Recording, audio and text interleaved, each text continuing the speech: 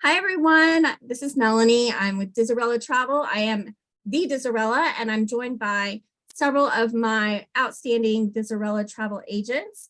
And tonight we're going to be talking to you about Disney VIP tours, what they're about, what they're like, what you can expect. And these great agents here have just been able to experience a VIP tour for themselves, and they were so excited about it.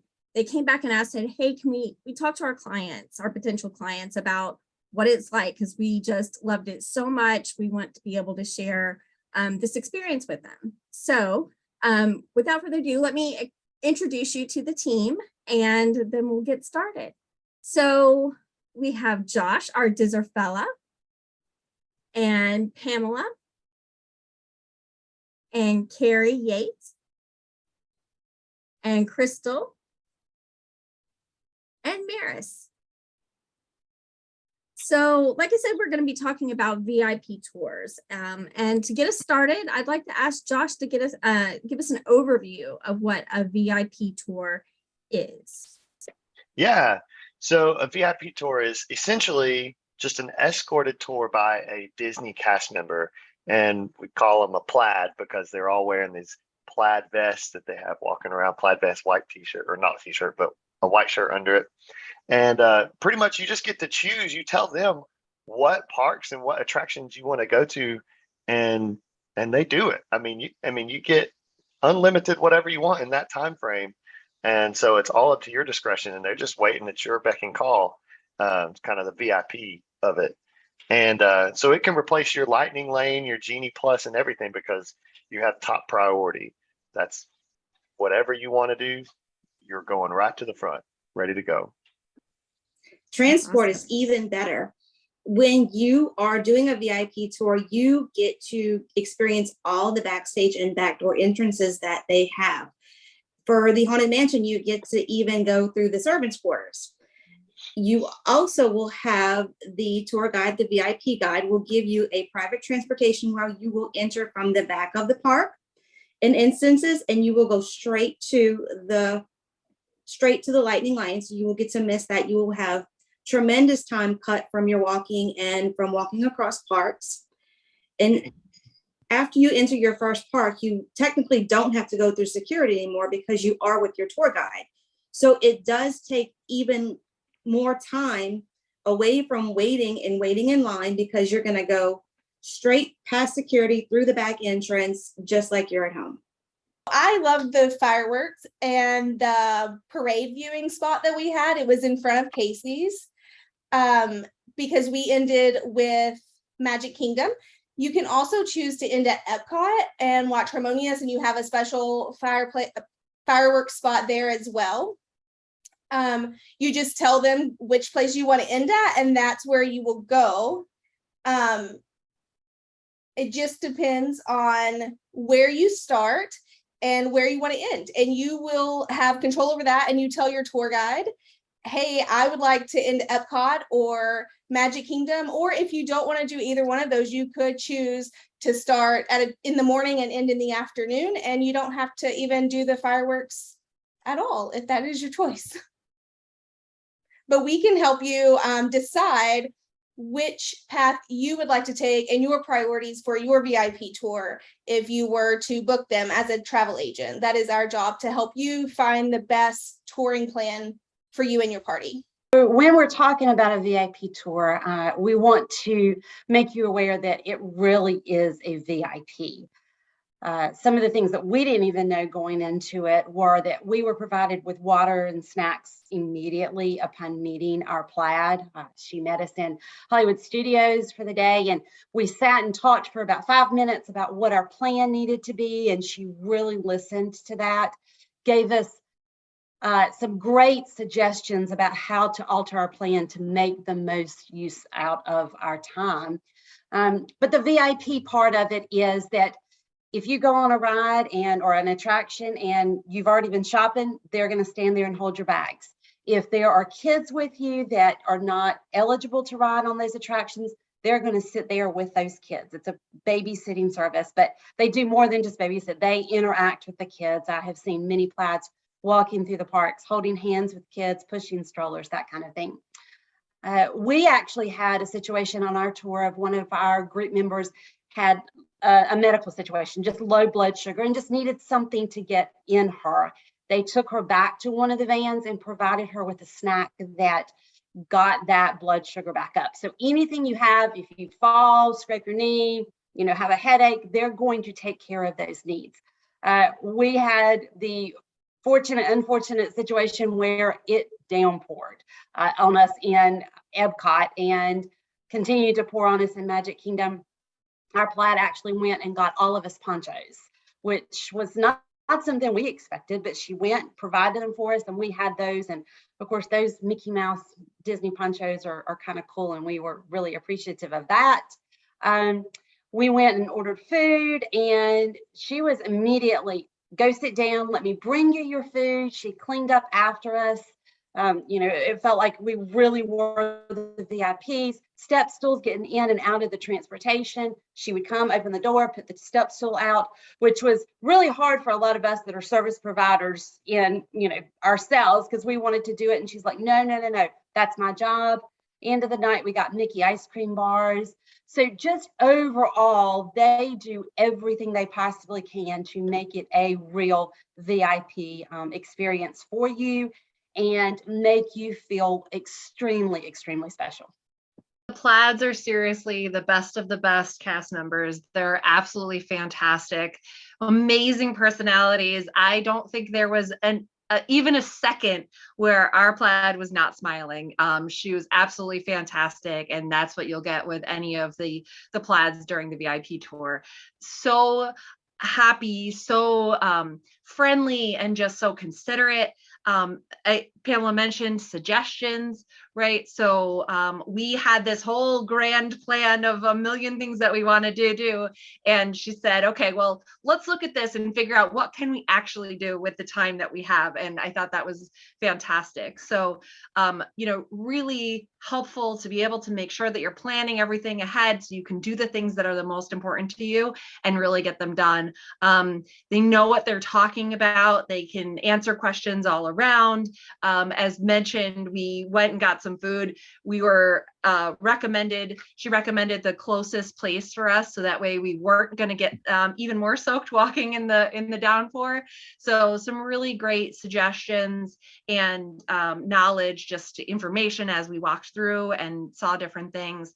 And then also they're able to break up your party. So if there's certain people that want to go on one ride but don't want to go on another, they can actually split you up, right? So our Plaid, she brought us over, the group over to one ride, got them in, and then we went over to the other ride, and the group of us that wanted to go on that one, we were able to go in, still same service, cutting ahead of the line like it was mentioned, and it's just absolutely amazing. Great info, everyone. So what are some important things to know when considering a VIP tour?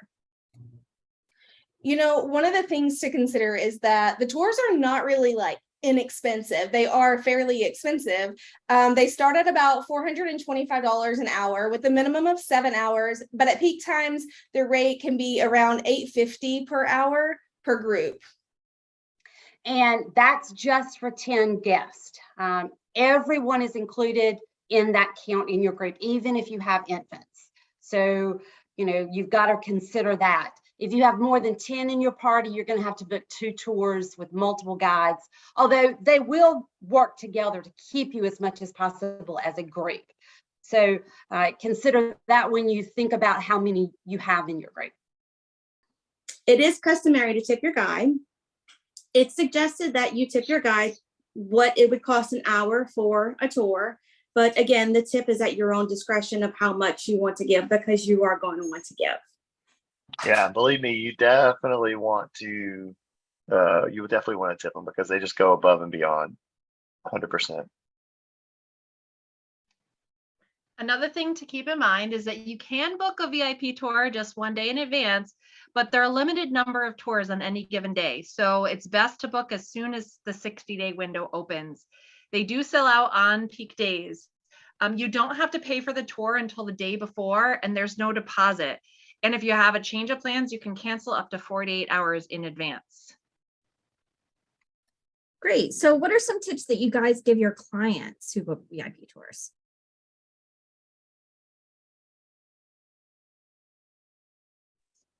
You can start your tour anywhere on Disney property. I do recommend that you do start your tour at a park. They can pick you up from your hotel. They can pick you up from a restaurant. But if you do that, you are losing valuable time that is included in your tour. So it's always recommended starting in your first park for your tour. So another tip is to not schedule any table services during your dining tour. During your tour, your guide will help you pick up all your quick service meals. But if you schedule a table service dining during your tour, you're just taking away a lot of time that you paid for to be, going and having that VIP service. So have the VIP service where they help you get your quick service meals from the counter and get you back to the table. But I would not recommend scheduling a sit-down restaurant. Yeah, and if you're only taking a short trip down to Disney, a VIP tour is really the best way to make sure that you get all that you want done, all of your favorite attractions, but not completely wear yourself out. Instead of 4 days in the park, maybe you cut it down to 3, saving money on tickets, giving you time to enjoy the resort or Disney Springs. You can do a VIP tour on day 1 and hit all of the big attractions or the must-do attractions with your VIP tour. And then on days 2 and 3, you can leisurely do other things, not maybe have to rope drop or stay until the park closes, that kind of thing. So it is great for those people that are taking a shorter trip, but want to get all of those main attractions in. If you think a VIP tour is pricey, it 100% is, but it's also 100% worth it. So if you want us to run some numbers for you to see if we can work it and maybe make it a little bit better for your budget, we can do that and just find different ways, like different dates or might be cheaper than others. And then also traveling, if you're traveling with another family, like you can have up to 10 people. So you can split the cost that way as well. So there's a few ways we can make it a little more inexpensive, but it's absolutely worth it. Yeah, it's also great for a bunch of adults traveling together, maybe a couples trip or a girls trip where you can split the cost up between each of the adults. And of course, if it's also a great splurge for a celebration like a milestone birthday, anniversary, all sorts of different things. So it definitely is worthwhile. So since you guys got to experience one, I know some of you touched on it a little bit, but what are your thoughts about the tour that you got to experience recently? I think it was amazing. It was one of the best. And it was also great to go with fellow TAs so we could all kind of like get different thoughts on each part and kind of like talk back and forth so we can better explain it to our clients. Yeah, anyone else? Final thoughts? It definitely makes the trip even more of a lifetime memory. It's such a wonderful experience just to be with the VIP tour and to have that extra magic and all the extra access, all the extra backdoor entrances. It really was a wonderful, wonderful way to spend the day. I think it's a great way to splurge for a special occasion, those milestone birthdays or an anniversary, just celebrating something big, it's a great little splurge for that. I absolutely felt like a VIP, like hands down. I have never felt that special. It really just, you can't compare to it. It was definitely an amazing experience that I hopefully will do again someday. So yeah, like I touched on earlier, it takes a lot of the stress out as well, because when you go sometimes to the parks, you're really stressed about, are you going to get all these rides in? Are you going to get that virtual queue, or are you going to get that lightning lane? And it really does take the stress out so that you really can relax the rest of the time in your parks. So that was really a neat thing to be able to cover all of the bigger attractions that we wanted to. And then we kind of felt like, okay, we've done it, and then you can have more time for all the details and all the little things around that you want to explore. And that just reminded me, the first ride that we went on was Rise of the Resistance, which obviously, you know, you're starting the day really on a high note there. But what was really cool was that our plaid really showed us the way through and was able to get us to the front of the line as we went through the ride. So she really, you know, provided that extra direction and extra guidance as we were going through. So it was really cool. When I just booked the client on one and I had to call in, I talked to him. I had a couple questions for myself because they were deciding, you know, because 7 hours is the minimum. And then they were deciding, well, should we do 8 hours and give us a little more time? And they really wanted to hit all 4 parks. And when we did it, I think we did 7 hours, and 3 parks was really pushing it because, well, probably we had a grandeur idea. You know, we wanted to do all the rides we could. And so I talked to them. I said, hey, if they add an extra hour, do you think they could make it to Animal Kingdom or do the 4th park? And she said, we really recommend, if you're going to do 4 parks, to do at least 10 hours. And so I didn't realize that, but that totally makes sense. And she said, because most time people have either, you know, young kids or trying to stroll them along, or if there's older people in the group. So I told her that, and she said, well, we're going to do 8 and then just hope that we go fast enough. Yeah, I mean, it does still take time to get, you know, through the rides. I mean, Rise of the Resistance is a 20-minute experience alone, even if you're cutting through the fast, you know, the lightning lane. Guardians with the pre-shows as well, same thing. So, you know, there's time. It's still, you still need a good bit of time because Disney World is so large and there's so much to do. But really, if you're trying to maximize your time, you know, there's no better way to do it than, and to get as much done in a short period of time, there's no better way to do it. And just like you said, Pamela, stress-free, right? I mean, it's just, you don't have to think about it. You don't have to worry with the lightning lane and the Genie Plus on your phone and trying to get those Genie Plus passes for the lightning lane. So you just don't have to worry about any of that. So any other final thoughts? Just do it, right? It's gonna be hard not doing it. It's hard not doing it. I know. Definitely do. That experience.